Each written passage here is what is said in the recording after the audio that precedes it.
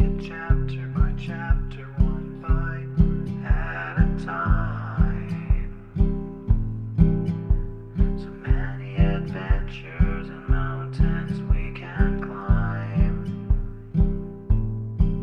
Take it word for word, line by line, one bite at a time.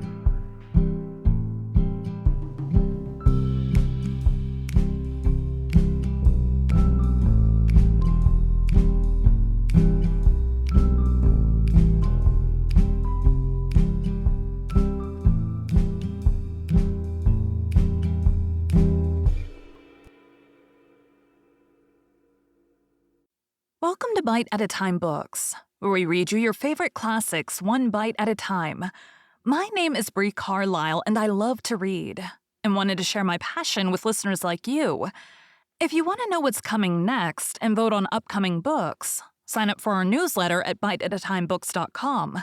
You'll also find our new t-shirts in the shop, including podcast shirts and quote shirts from your favorite classic novels. Be sure to follow my show on your favorite podcast platform so you get all the new episodes.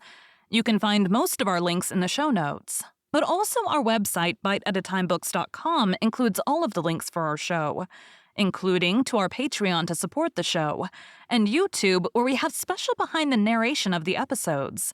We're part of the Bite at a Time Books Productions Network. If you'd also like to hear what inspired your favorite classic authors to write their novels, and what was going on in the world at the time, check out the Bite at a Time Books Behind the Story podcast, wherever you listen to podcasts.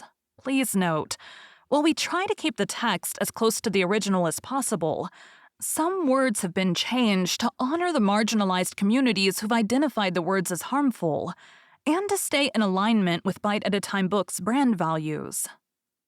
Today, we will be concluding Adventures of Huckleberry Finn by Mark Twain. Chapter The Last. The first time I catch Tom private, I asked him what was his idea time of the evasion. What it was he'd planned to do if the evasion worked all right and he managed to set a servant free that was already free before. And he said what he had planned in his head from the start. If we got Jim out all safe, was for us to run him down the river on the raft, and have adventurers plumb to the mouth of the river and then tell him about his being free and take him back up home on a steamboat in style, and pay him for his lost time, and write word ahead and get out all the servants around, and have them waltz him into town with a torchlight procession and a brass band, and then he would be a hero and so would we. But I reckoned it was about as well the way it was. We had Jim out of chains in no time, and when Aunt Polly and Uncle Silas and Aunt Sally found out how good he helped the doctor nurse Tom, they made a heap of fuss over him, and fixed him up prime and give him all he wanted to eat and a good time and nothing to do. And we had him up to the sick room, and had a high talk, and Tom give Jim $40 for being prisoner for us so patient and doing it up so good. And Jim was pleased most to death and busted out and says, Now, Huck, what I tell you up there on Jackson Island? I told you I got hairy breasts and was designing it. And I told you I've been rich once and going to be rich again. And it's come true. And here she is. There now. No one talk to me. Signs is signs, mind I tell you. And I know just as well as I's going to be rich again as I's a-standing here this minute. And then Tommy talked along and says, Please all three slide out of here one of these nights and get an outfit and go for howling adventures amongst the Injuns over in the territory. For a couple of weeks or two. And I says, all right, that suits me. But I ain't got no money for to buy the outfit, and I reckon I couldn't get none from home because it's likely Pap's been back before now, and got it all away from Judge Thatcher and drunk it up. No, he hain't, Tom says.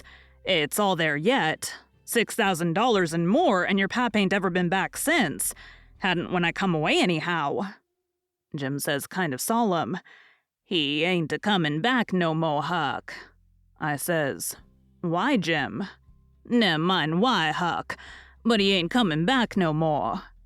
But I kept at him, so at last he says, Don't you 'member the house that was floatin' down the river and they was a man in there covered up, and I went and I uncovered him and didn't let you come in? Well, then you can get your money when you wants it, 'cause that was him.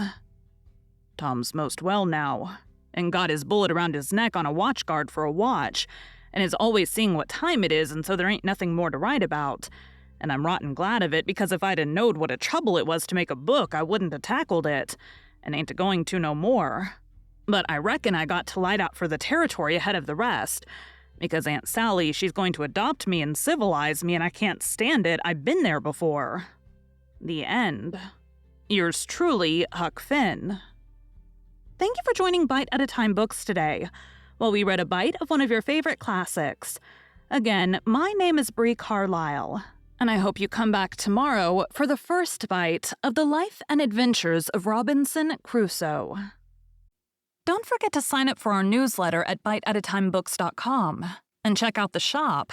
You can check out the show notes or our website, biteatatimebooks.com, for the rest of the links for our show. We'd love to hear from you on social media as well.